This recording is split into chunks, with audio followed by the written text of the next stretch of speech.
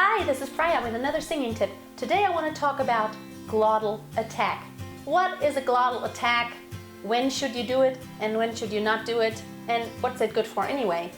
If you want to find out, stay tuned.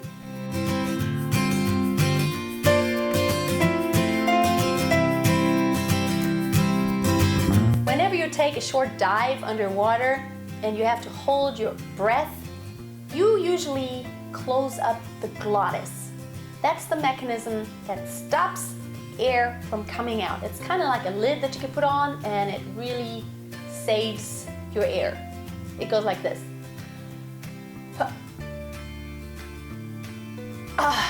So when you let the air out again and open it up, there's a lot of pressure that has built up and you can really hear that lid flying open like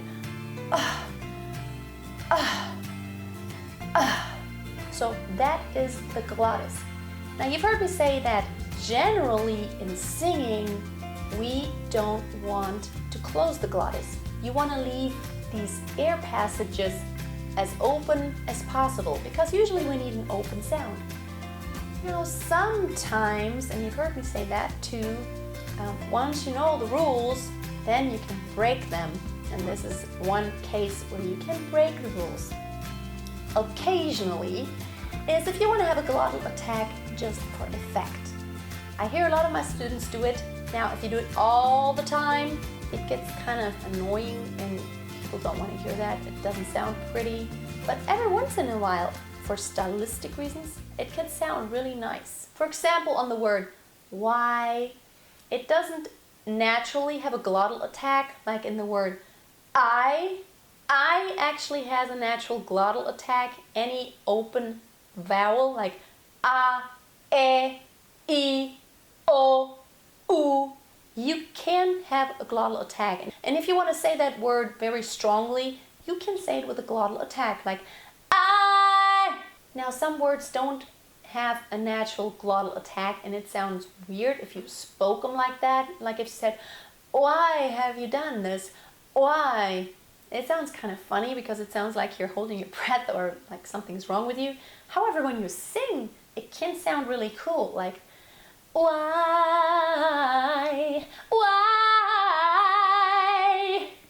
you, like especially on words that start with a W, like why, where, what have you done to me, what is your favorite song?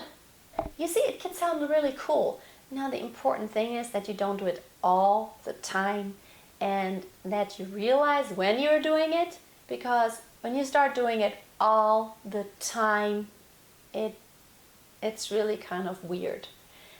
Also, you want to still follow the rule of generally leaving this open and not closing up your glottis.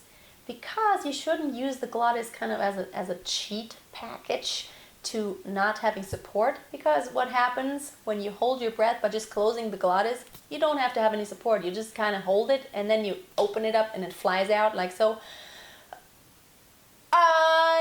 But you also don't have really control in that millisecond that it flies open. So you want to use this very consciously and you don't want to use it all the time, definitely. But you can use it while you still keep your support up and you do it consciously. Especially when you have really emotional songs, you really sometimes want to use it for voice color. Why did you have to hurt me? Oh, this isn't nice of you. Oh. See, I use the glottis just to express my desperateness and the importance, the urgency that's inside of me. And you would do that sometimes when you're kind of sighing and sobbing around. You're like, oh. And you just want to use it for expression.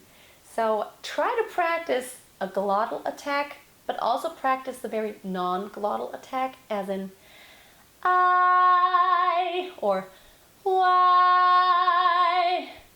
You should know how to do it both ways. That way you can do whatever you want to do with your voice.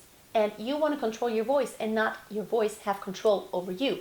You want to decide what you want to do with your voice, and you don't want to be dictated by what your voice can do. You can just practice these things, and then you have so much more freedom of expression.